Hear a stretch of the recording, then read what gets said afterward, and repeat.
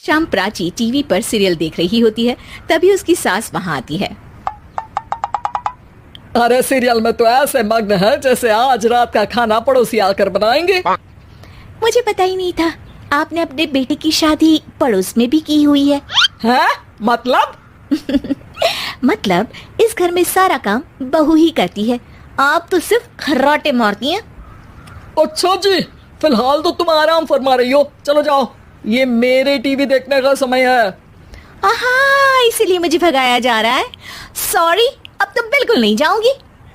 प्राची की इस बात पर दोनों सास बहू के बीच टीवी रिमोट के पीछे बच्चों जैसी छीना झपटी शुरू हो जाती है, जिसके बीच श्लोक भी काम से घर वापस आ जाता है। हाँ, आज मेरी चूहे बिल्ली की जोड़ी किस बात पर झगड़ रही है?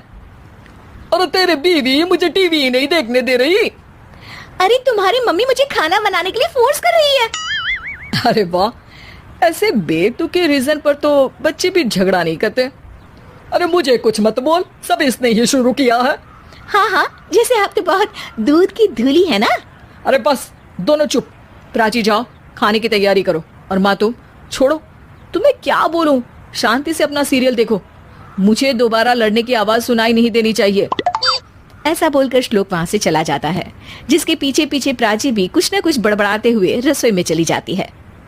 हाँ हाँ, सासू जी को तो कुछ बोलेंगे ही नहीं, बस मुझ पर ही हुक्म चलता है, खाना बनाओ, जैसे मैं इनके घर में खाना बनाने के लिए आई हूँ। इसी तरह शाम बीतती है और रात को श्लोक और प्राची की सास खाना खाकर सोने चले जाते हैं, लेकिन प्राची गुस्से में कुछ खाए बिना काम में ही लगी रहती है। इस घर में किसी को घंटा फिक्र नहीं पड़ता, मैं खाऊं या भूखी रहूं। प्राची कुछ देर के लिए रसोई से बाहर जाती है और जैसे ही वापस आती है तो वहां दूध का भरा ग्लास देखकर हैरान रह जाती है।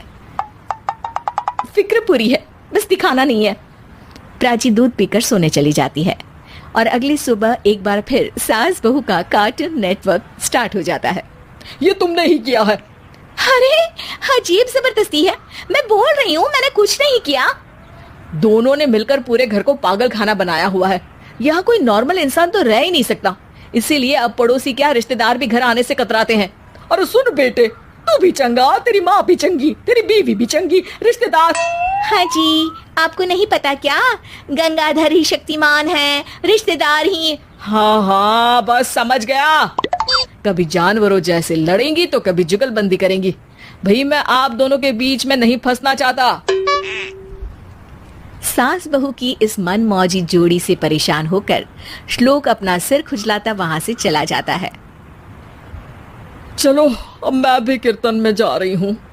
इस पर जैसे ही सास कमरे में अपना पर्स लेने जाती है तो वहां नाश्ते की प्लेट रखी देख मुस्कुराने लगती है और नाश्ता करके घर से बाहर निकलते हुए कुछ पैसे टेबल पर रख जाती है, जिसके कुछ देर बाद सिलेंडर वाला घर आता है। ओ मोरी मैया, मैं सिलेंडर के बारे में तो बिल्कुल भूल ही गई थी। घर खर्च के सारे पैसे भी मम्मी के पास है और श्लोक से बोला तो उल्टा 4 बात सुनाएंगे। प्राची ये सोच ही रही होती है कि अचानक उसका चेहरा चमक उठता है और वो घर में आकर इधर उधर देखने लगती है। तभी उसकी नजर टेबल पर रखे पैसों पर पड़ती है, जिन्हें वो सिलेंडर वाले को दे देती है। ये सब श्लोक देख लेता है। अच्छा बेटे, इतना बड़ा घोटाला, सबके सामने मैं तेरी दुश्मन और पीठ पीछे तेरी मेरी यारी।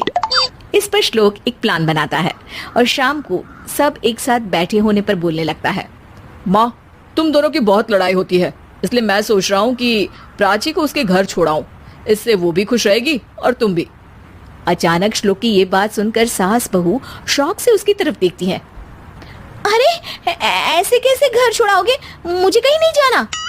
अरे तुमने बोला नहीं पर मैंने सुन लिया, तुम्हें मम्मी के साथ रहना अच्छा नहीं लगता, मुझे पता है।